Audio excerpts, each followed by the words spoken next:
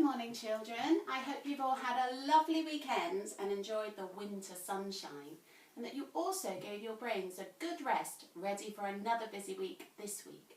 Now, before I tell you about the things that I've got in front of me today, I need to say some well dones, because lots of you earned yourself a merit award last week. Now, I know all of the pre-prep teachers are super proud of each and every one of you, including your grown-ups, because we know how hard you are all working, and that every class got a class merit for just that very thing. But I've also got some individual merits to read out as well. I'm not going to read the reason out because that will take a little bit too long, but they're all written on your certificates, which I will pop in the post to hopefully land on your doorsteps later this week. So let's have a look. In reception, these children were awarded a merit: Gabriel, Bertie, Theo, Flora, Thanos and Ophelia. So well done to you six. And we've got a few in year one for Vincent, Maya and Tristan. And in year two we have one for Teddy, Winnie, Matilda, Ernie and finally one for Ruby. So well done to all of you children for having earned yourself a merit award for your work last week. And I also have a star certificate. Charlie has earned his bronze award. So Charlie, I'll pop this certificate in the post to you this week, along with your bronze star badge, which you can pop onto your blazer, and we'll look forward to seeing you wearing when you come back to school. So last week in our assembly, we were thinking about our brains, and we learned that our brain is made up of lots of different parts, and each part has an important job to do, and that it works all together to be able to do all of the things that we do every single day. We also learned that we need to keep our brains healthy by giving it lots of exercise. And the way we exercise our brain is by learning new things, practicing things. And in that way we can stretch our brains and make sure it is as super clever and super smart as it possibly can be. And we know that that's not always easy. You might have spotted I've got two new character friends at the front here. Some of you may remember who these are.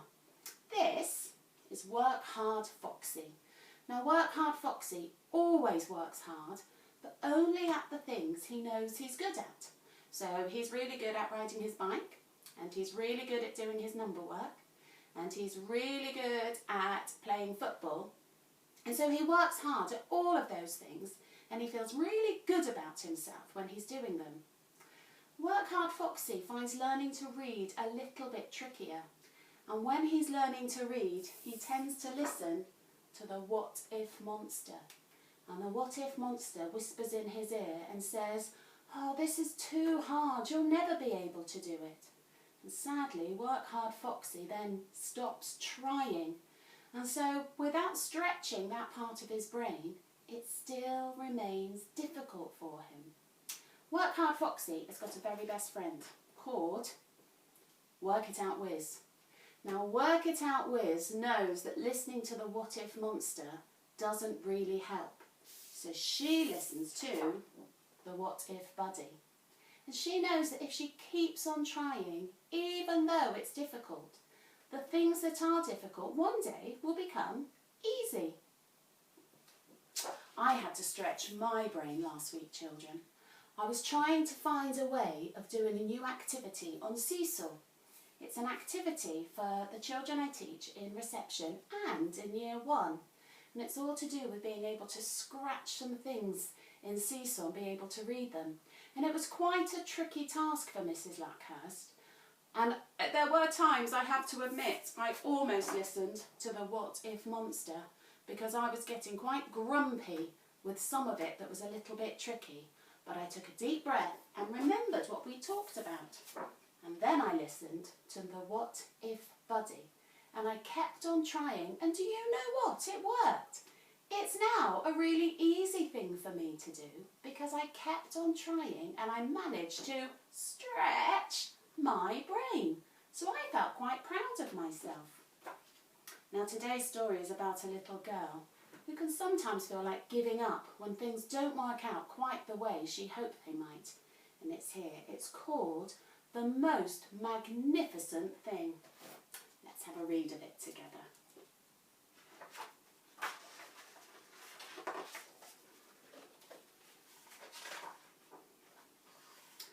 This is a normal girl and her best friend in the whole wide world.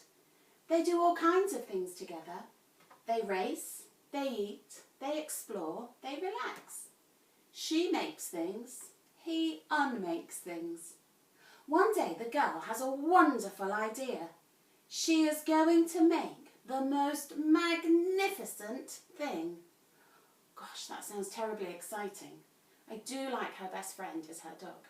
I wonder if any of you have best friends and they're your pets. She knows just how it will look. She knows just how it will work. All she has to do is make it. And she makes things all the time. Easy peasy. First, she hires an assistant. I think she's hired her pet dog to be somebody who helps her. Next, they gather their supplies. They set up somewhere out of the way and get to work. I'm not sure the middle of a busy street is somewhere out of the way, but maybe she thinks differently. The girl tinkers and hammers and measures, while her assistant pounces and growls and chews. When she is finished, she steps back to admire her work. She walks around one side. Her assistant examines the other side. It doesn't look right. Her assistant picks it up and gives it a shake. It doesn't feel right either. They're shocked to discover that the thing isn't magnificent or good. It isn't even kind of sort of okay. It's all wrong. The girl tosses it aside and gives it another go. Oh, that's good. She must be listening to her what-if buddy who says, if it doesn't work out first time, have another go. She smooths and wrenches and fiddles. Her assistant circles and tugs and wags. When she is finished, she stands up and takes a long look at it. Her assistant gives it a nudge with his paw. The thing is still wrong, so she decides to try again. Well done. She's a little bit like Work It Out Whiz, keeping on trying. The girl saws and glues and adjusts. She stands and examines and stares. She twists and tweaks and fastens. She fixes and straightens and studies. She's definitely working hard, isn't she? Really thinking about what she needs to do. She tries all different ways to make it better. She makes it square. She makes it round. She gives it legs. She adds antennae. She makes it fuzzy. She makes it long, short, rough, smooth, big, small. One even smells of stinky cheese. But none of them are magnificent. Her hard work attracts a few admirers, but they don't understand. They can't see the magnificent thing that was in her mind. She gets mad. The angrier she gets, the faster she works. She smashes pieces into shapes. She jams parts together. She pummels the little bits in. Her hands feel too big to work and her brain is too full of all the not right things. If only the thing would just work. Crunch! Can you see she's hurt her finger? The pain starts in her finger.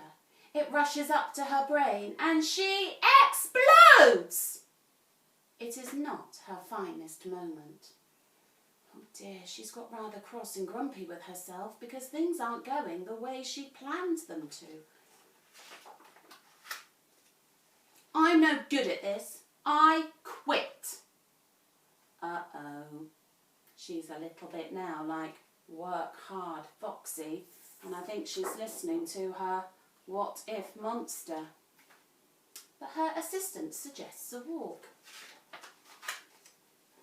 It's not much help at first. Before long, she starts to feel different. Bit by bit, the mad gets pushed out of her head. As they stroll along, she comes across the first things she made. The bad feelings are about to start all over again. Then she notices something surprising. There are some parts of the wrong things that are really quite right. The bolts on one, the shape of another, the will-to-seat ratio of the next. There are all sorts of parts that she does like. By the time she reaches the end of the trail, she finally knows how to make the thing magnificent. So she gets to work. She works carefully and slowly, tinkering, hammering, twisting, fiddling, gluing, painting. Her assistant makes sure there are no distractions. And we can see some people looking at what she's made. This gentleman is saying, "This is the perfect thing to ward off bears." This lady saying, "This will stop that leak." This little boy saying, "This one's all wet." The afternoon fades into evening. Finally she finishes. She alerts her assistant. The pair take a good long look. It leans a little to the left and it's a bit heavier than expected. The colour could use a bit of work too, but it's just what she wanted. They climb aboard and take it for a spin. They are not disappointed. It really is the most magnificent thing. And I happen to agree. What a super contraption she has made. And I think they're going to have lots and lots of fun in it. When I read that story, I'm really glad that even though the girl started off doing something and she wanted it to be magnificent and it all went wrong, that she didn't just listen to her what-if monster and give up. She had another think, she started again, and then she ended up with something, maybe not what she had initially wanted to have, but she did end up with something that to her was truly magnificent. There was something else in there I think I can learn from as well. That when things went really bad and she got really grumpy, her assistant suggested she go and have a little walk. And that helped her brain stop thinking about all the things that had gone wrong, helped her brain have a little bit of a break. And once she had had that break, she was able to calm down and start again without all of those cross, grumpy feelings fizzing around inside her. Maybe that's something you can learn from too. Next time you get grumpy about something, see if you can remember what the little girl did. Go and have a little break and then come back to it. And you might just be surprised at what you can achieve. Now, we've talked so much about the What If Monster and the What If Buddy. I thought we should have another sing of their song. So I'm going to press play. You see if you can sing along with me. A what if monster is whispering in my ear. A what if monster I don't want to hear. What if this it goes, what if that? What if you trip and you fall down flat? What if monster go away? I'm not listening, go away. What if monster hear me say, I'm not listening today? A what if body is whispering in my ear. A what if body I do want to hear. What if everything turns out fine? What if you try and you just might shine? What if body, won't you stay? I am listening, won't you stay? What if body, hear me